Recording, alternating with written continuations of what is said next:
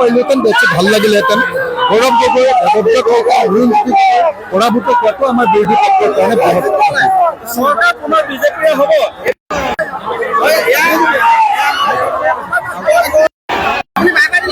এইটো সুখৰ খবৰ যে গোটেই উজনি অসমৰ পৰাই বিৰোধী দলৰ পৰা ময়ে জয়ী হৈছোঁ আৰু এইটো সুখৰ খবৰ যে আমাৰ দলৰ পৰা যোৱাবাৰ এজন বিধায়ক আছিলোঁ, এইবাৰ আমি দুজন বিধায়ক হ'লোঁ।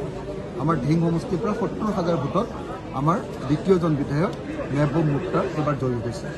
কিন্তু এইটো দুৰ্ভাগ্যজনক ঘটনা যে আমি বিৰোধী পক্ষই এইবাৰ ভয়ানকভাৱে লোকচানৰ সন্মুখীন হৈছোঁ আৰু আটাইতকৈ দুৰ্ভাগ্যজনক ঘটনা যে আমাৰ বিৰোধী পক্ষৰ সভাপতি, কংগ্ৰেছ দলৰ সভাপতি গৌৰৱ গগৈ ডাঙৰীয়া, আমাৰ অসম জাতীয় পৰিষদৰ সভাপতি লুৰিণজ্যোতি গগৈ ডাঙৰীয়া আৰু আমাৰ leader of the opposition Debabrata Saikia ডাঙৰীয়া, তিনিওজনে, দেৱব্ৰতদাই এতিয়ালৈকে ৰিজাল্টটো ওলোৱা নাই, কিন্তু তিনিওজনে মোটামুটি হাৰিলে।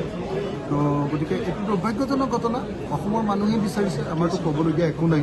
কিন্তু যোৱাবাৰতকৈ মোৰ যুদ্ধখন এইবাৰ বেছি কঠিন হ'ব। যোৱাবাৰ বৰ অকলে অকলে যুঁজিবলগীয়া হৈছিলে, এইবাৰ অপজিশ্যন তাতকৈও কম। গতিকে এইবাৰ বিধানসভাত যুঁজখন অধিক কঠিন হ'ব। কিন্তু মই শিৱসাগৰবাসী ৰাইজক ধন্যবাদ জনাইছোঁ যে যোৱাবাৰ জেইলৰ পৰা তেখেতসকলে মোৰ ওপৰত আস্থা প্ৰকাশ কৰিছিলে, জেইলৰ পৰা মোক জিকাই পঠিয়াইছিলে আৰু এইবাৰ জেইলৰ বাহিৰত, জেইলৰ পৰা থাকোঁতে 11,000ত জিকাইছিলে, এতিয়ালৈকে ইয়াত মই 13,500মান ভোটত জিকি আছোঁ।